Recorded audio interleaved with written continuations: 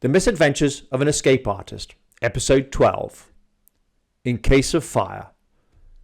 When the plane was leaving or arriving at the Quebec airport, the fire brigade was always there in case of an accident.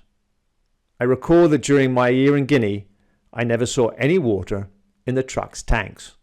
I suspected that the water was being used for putting out other fires. Transporting diamonds. Every month, I would make a special flight carrying diamonds worth between $25 and $35 million. The evening before the diamond transport, the mine manager would notify me that there would be a shipment of diamonds on my flight to Conakry. I was to keep this information under wraps. The passengers were oblivious to our cargo. The next morning, I boarded my 5 passengers, leaving the last 2 seats by the passenger door free. I headed for the runway as if to begin the takeoff. It was always the same drill. Engage the brakes and wait patiently. I would then be surrounded by about 20 soldiers in army trucks.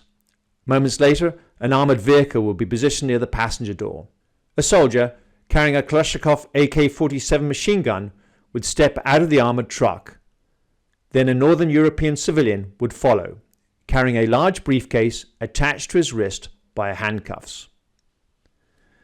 The 2 men would board the plane and sit down at the back of the aircraft.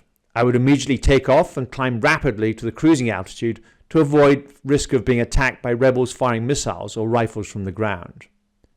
As we neared the airstrip in Conakry, I had to make a low-altitude approach over the runway without lowering the landing gear.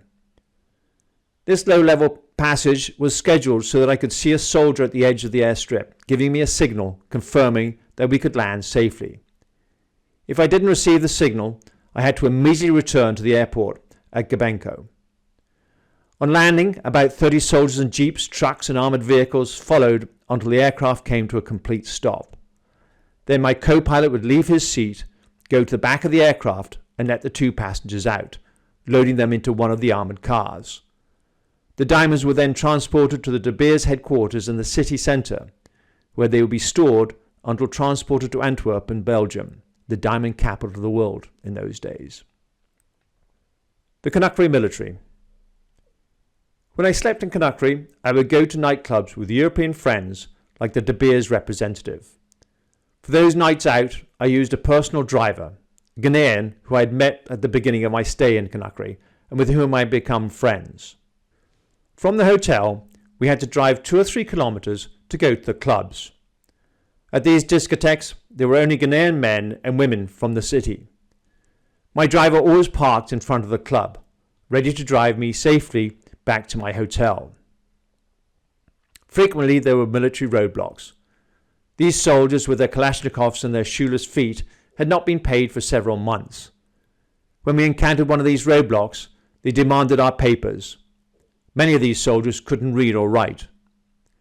In the glare of our headlights, they would take the papers, look at them quizzically, and hand them back to us. I often saw that they looked at my passport upside down. We always carried around $20 in Ghanaian francs to pay the ransom.